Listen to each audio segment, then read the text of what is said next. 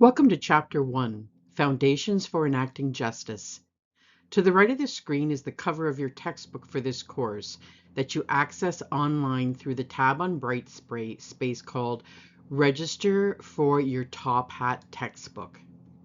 In this chapter, we're going to build your foundational toolkit.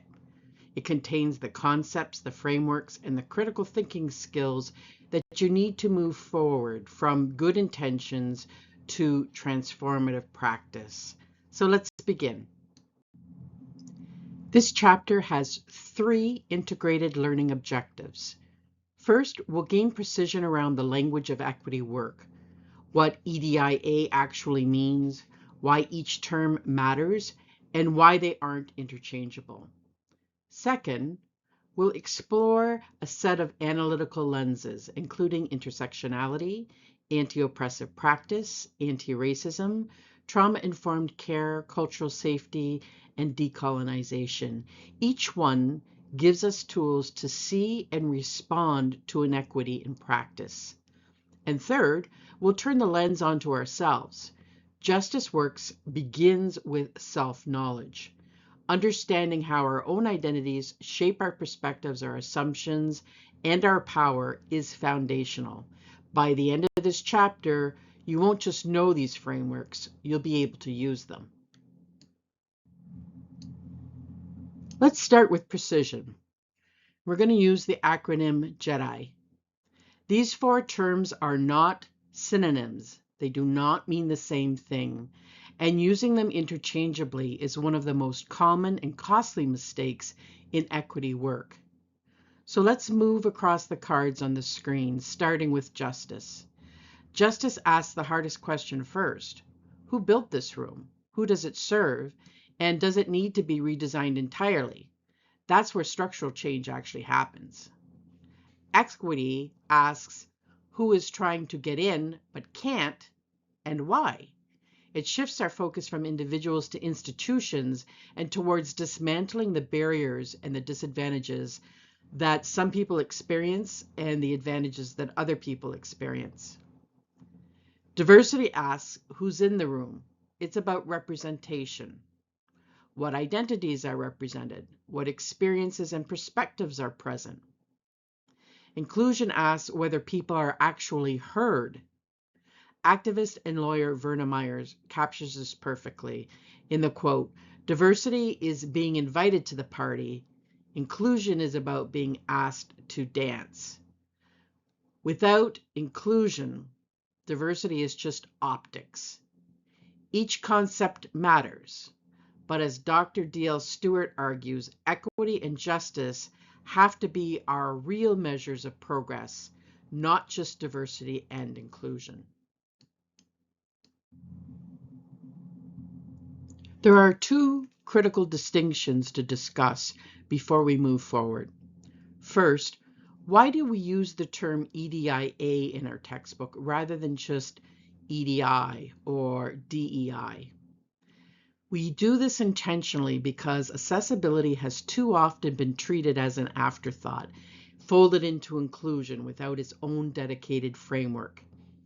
But we know that ableism is a distinct form of oppression, and it requires distinct, sustained attention.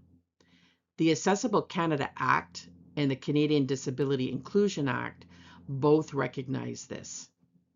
Naming accessibility explicitly ensures that the lived realities of disabled people are centered in our equity work, not added on or not just quietly erased by the dominant EDI conversations that tend to center on other issues. Second, and this is critical, Indigenous sovereignty, decolonization, indigenization, and anti-racism are intentionally kept separate from EDIA. This isn't an oversight. First Nations, Métis, and Inuit people are not equity-denied communities seeking inclusion. They are sovereign nations with inherent rights recognized in Canadian and international law.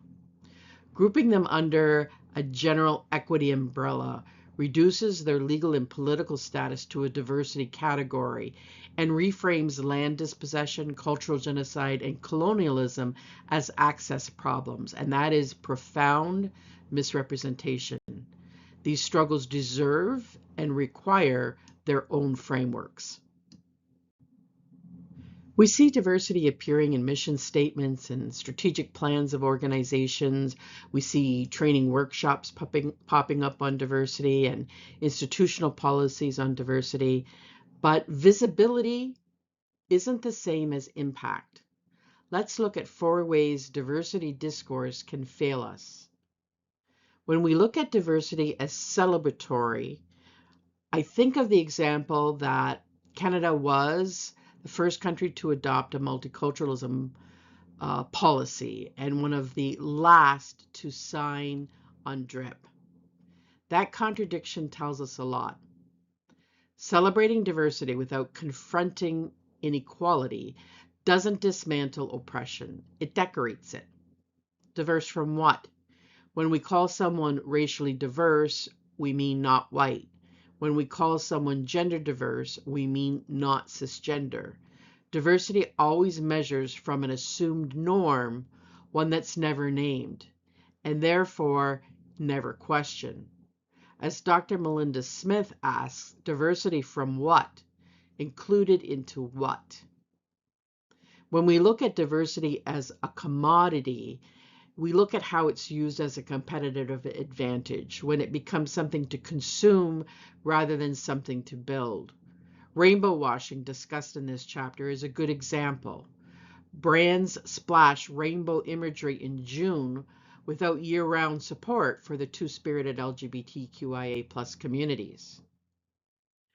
When we talk about performance and performance allyship, in conjunction with a diversity framework, we need to be careful that diversity frameworks don't become preoccupied with optics and become allergic to accountability.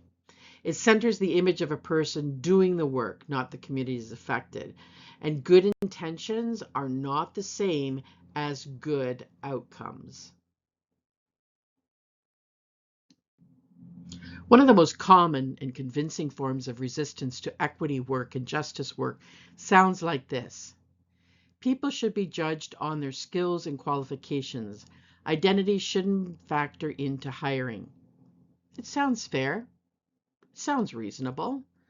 That's exactly what makes it so effective in maintaining the status quo. This is what researcher Sarah Gallo calls diversity as liability, when we praise diversity in the abstract while opposing any concrete policy or action that would actually produce it. Here's what the myth of meritocracy gets fundamentally wrong. It assumes everyone starts from the same place, and we know they don't.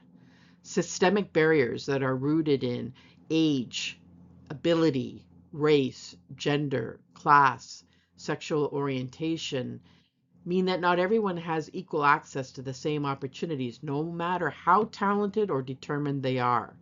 Not everyone starts from the same place. So pointing to individuals who succeed despite oppression doesn't disprove those barriers. It just identifies exceptions, and exceptions don't define the system. They in fact obscure it. The myth shows up in politics, in media, in higher education, and when meritocracy is treated as fact rather than ideology, equity efforts begin to look like unfairness. This is how systems of inequity sustain themselves, not through open hostility, but through the convincing story that everything's already fair, assuming that we have a level playing ground that doesn't need to be defended. Only an uneven one does. The concepts of equality, equity, and justice are often used interchangeably, but they shouldn't be, because each one produces a fundamentally different outcome. Equality gives everyone the same thing. 3 people of different heights trying to see over a fence each receive the same size box, as you see in the picture. The tallest person can now see easily. The shortest person still can't see at all. Same box, but very different outcomes. Equity gives people what they actually need. The shortest person receives a taller box. The tallest person receives no box at all because they don't need one. The goal isn't identical treatment. The goal is that everyone is able to see. Justice asks why the fence needs to exist in the first place and whether it should. Rather than finding better ways to help people see over the fence, justice asks, well, who built this fence? Who does it serve? And how do we tear it down so everyone has an unobstructed view? Think of it this way. Equality addresses the symptom, equity treats the patient, and justice removes the cause. Real fairness requires all three, but it starts with being honest about which one we're actually practicing. I invite you to sit with this scenario for a moment. A young Indigenous woman arrives at a busy emergency department in acute distress. She's a survivor of childhood trauma. She lives with a mental health diagnosis. She uses a wheelchair. She speaks limited English. She has been here before and left without adequate care. The waiting room is loud and overwhelming. The intake form doesn't account for her communication needs. The nurse who greets her has completed a cultural awareness module, but has never examined her own assumptions about Indigenous patients. The physician claims to treat everyone the same. There's a land acknowledgement on the wall and a smudging room that's almost never unlocked. She waits. She is not called. She leaves. According to which framework, why has she been failed? The answer is all of them, and that's precisely the point. The frameworks we're about to explore don't work in isolation. They work together, and when even one is missing, people, like this woman in this scenario, fall through the gaps. So let's look at each of these frameworks. Here's your Justice Toolkit. 10 interconnected frameworks, each illuminating something the other can miss. Intersectionality, because we're never just one thing. Anti-oppressive practice, because knowing that oppression exists isn't enough. It moves from analysis to action. Inclusive practice, because design that works for everyone has to start at the beginning, not as an afterthought. Trauma-informed practice, because the right question isn't what's wrong with you, it's what happened to you. Anti-ableism and accessibility, because the barrier in the environment is in the environment, not in the person. Anti-racism, because not racist is passive. We have to be actively anti-racist. Cultural safety, because safety is defined by the person receiving the care, not the person providing it. Reconciliation, because the past shapes the present. Indigenization, because Western frameworks aren't universal, and Indigenous ways of knowing have always mattered. Decolonization, because dismantling colonial systems requires real distribution of power, land, and resources. And we'll explore each of these frameworks in the slides that follow. Framework number 1 is intersectionality. Intersectionality was developed by a legal scholar by the name of Kimberly Crenshaw in 1991, and she used it to describe how different aspects of identity don't operate independently. Race, gender, class, sexuality, ability, age, and indigeneity can overlap and interact and compound to create experiences more complex than any single category can capture. Meet Amara. She's a Black woman living with a disability, working a minimum wage job while completing her degree as a mature student. When she experiences discrimination at work, what is it rooted in? Is it rooted in her race, her gender, her disability, her social class? The answer is all of it, and none of those dimensions can be fully understood in isolation. This matters practically. Human rights law has traditionally required people to file complaints under one single protected category, but this single issue approach erases the complexity of Amara's experience. Additive and integrative models are better, but they still treat each form of oppression as separate and stackable. Intersectionality tells us the layers don't stay separate. They fuse into something new. Patricia Hill Collins built on this through her work on Black feminism, arguing that race, gender, and class are not separate systems. They are a single, historically created system, each shaping and amplifying the other. We all live intersectional lives, and an intersectional lens prevents oversimplification and ensuring that equity work doesn't address just one form of oppression while ignoring or reinforcing another. Framework number 2, anti-oppressive practice, moves from analysis to action. It doesn't just ask who is harmed, it asks how am I participating in that harm, even unintentionally. Anti-oppressive practice, known as AOP, operates at 3 levels. At a personal level, it requires critical self-reflection. At a cultural level, it challenges dominant narratives and stereotypes. And at a structural level, it looks at targeting the institutional arrangements that create advantage for some groups at the expense of everyone else. Picture a social worker who genuinely cares about her clients, but follows an intake policy that quietly turns away undocumented people. She didn't create that policy, she doesn't agree with it, but she follows it without question. Is she part of the problem? AOP says yes, not to shame her, but to challenge her to move to action and do something about it. Framework number 3, inclusive practice, is the commitment to designing environmental services and systems that work for everyone from the start. It dispels the myth of the average learner and shifts the question to how do we accommodate difference, and why did we design this so narrowly in the first place? When we build for the person who is always left out, we almost always build something better for everyone. And this changes the practitioner's role too. Instead of simply handing over information, we act as guides, helping people find the path that works for them.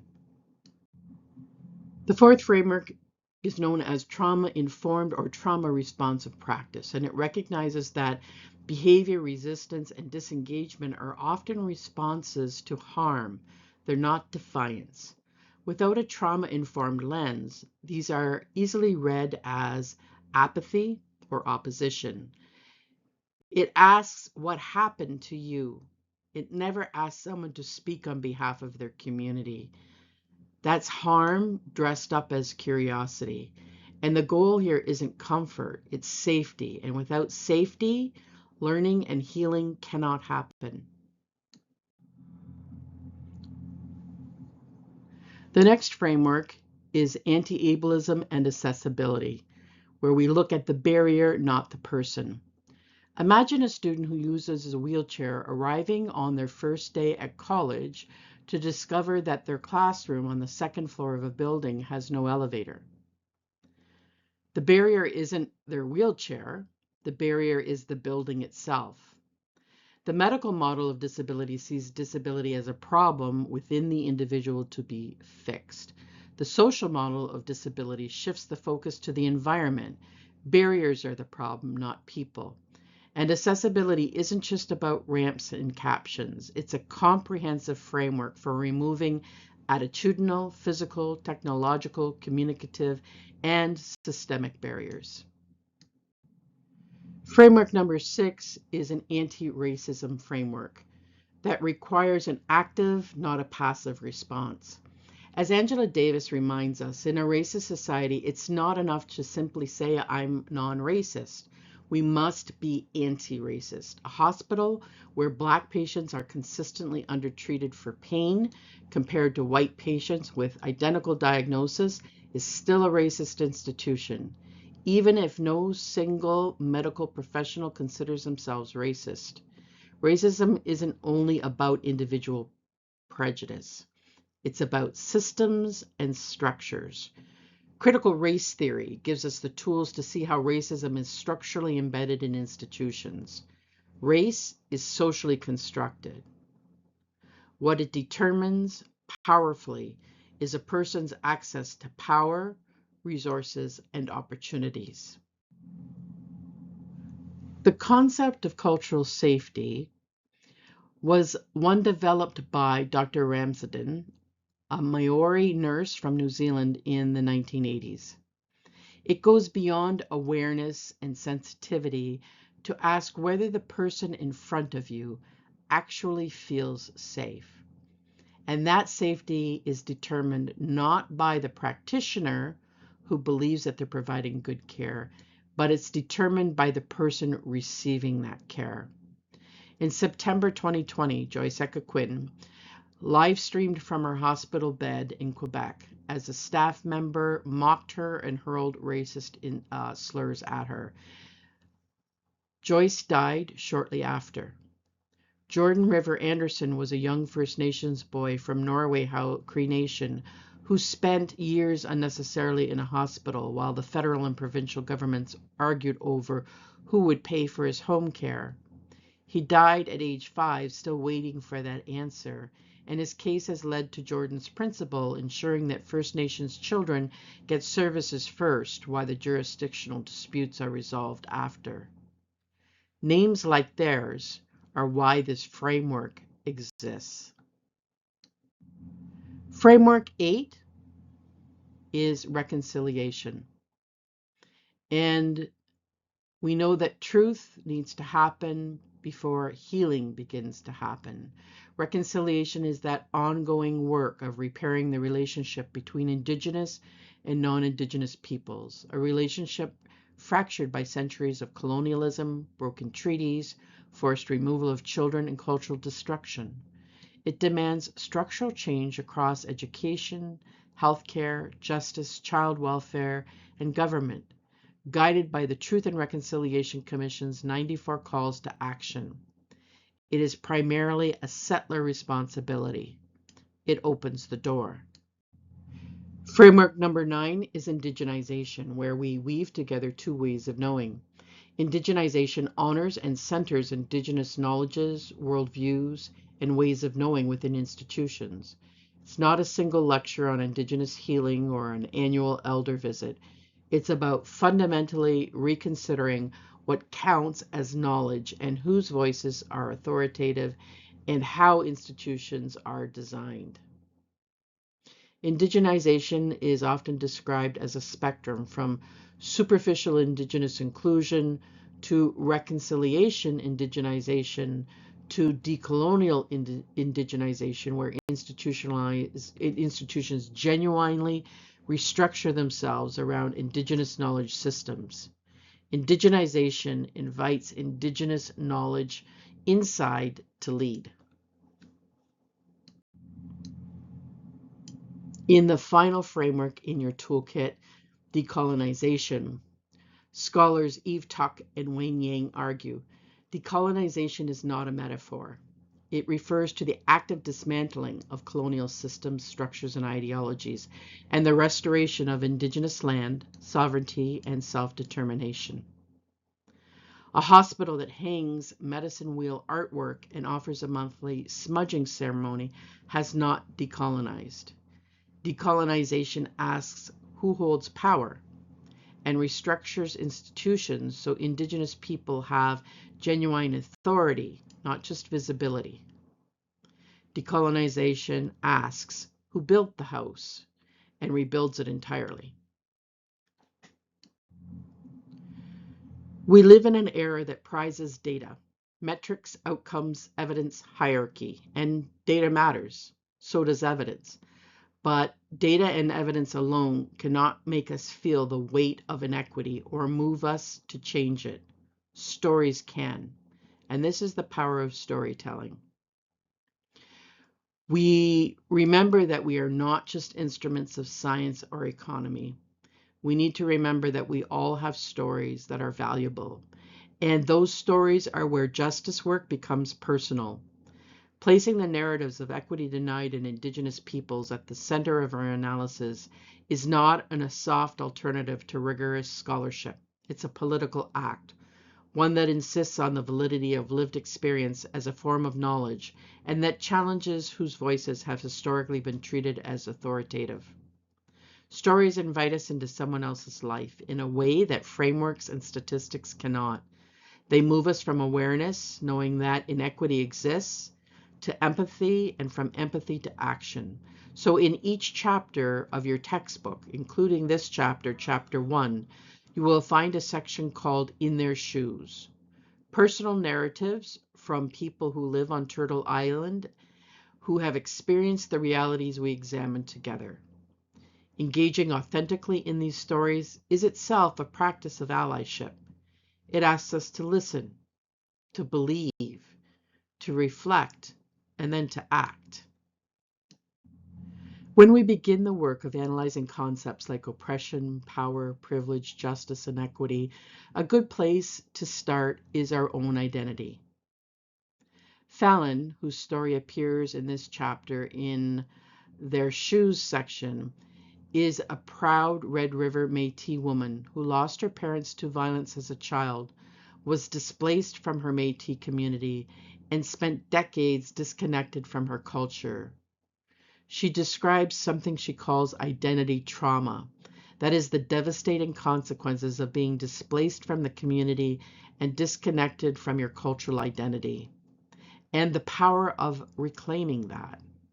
Her story reminds us that identity is complex, it's multidimensional, it's intersectional, and it's fluid.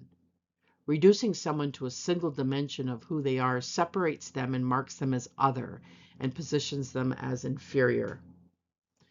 Two types of identity that we talk about in this chapter are our personal identity, which is our internal individual traits, and our social or cultural identity that's shaped by the groups we belong to, our relationships, and our social location.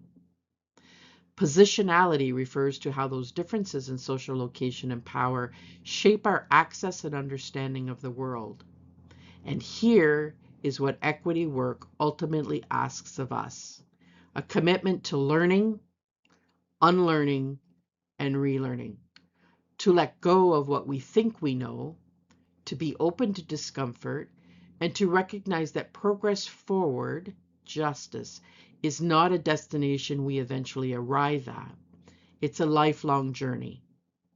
And as Toffler reminds us, those who cannot learn, unlearn, and relearn will be left behind.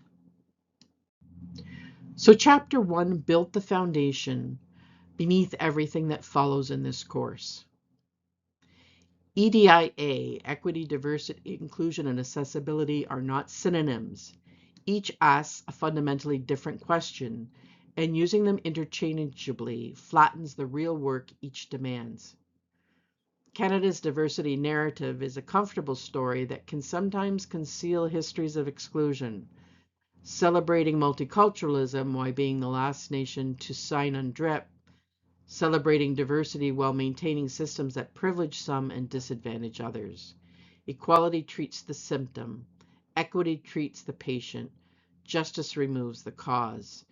10 frameworks will help to form your justice toolkit: intersectionality, anti-oppressive practice, inclusive practice, trauma-informed care, anti-ableism and accessibility, anti-racism, cultural safety, reconciliation, indigenization, and decolonization. They work together. When anyone is missing, people fall through the gaps. And stories are not supplemental material. They are evidence of how systems operate in real people's lives and what's at stake when we fail to act. Justice work begins with self-knowledge. Understanding your own privilege, your own position, and your assumptions is the first step. I'll leave you with this. The story of equitable care in Canada is still being written. You are not just a reader of that story. You are one of its authors. Thank you, and we will continue in Chapter 2.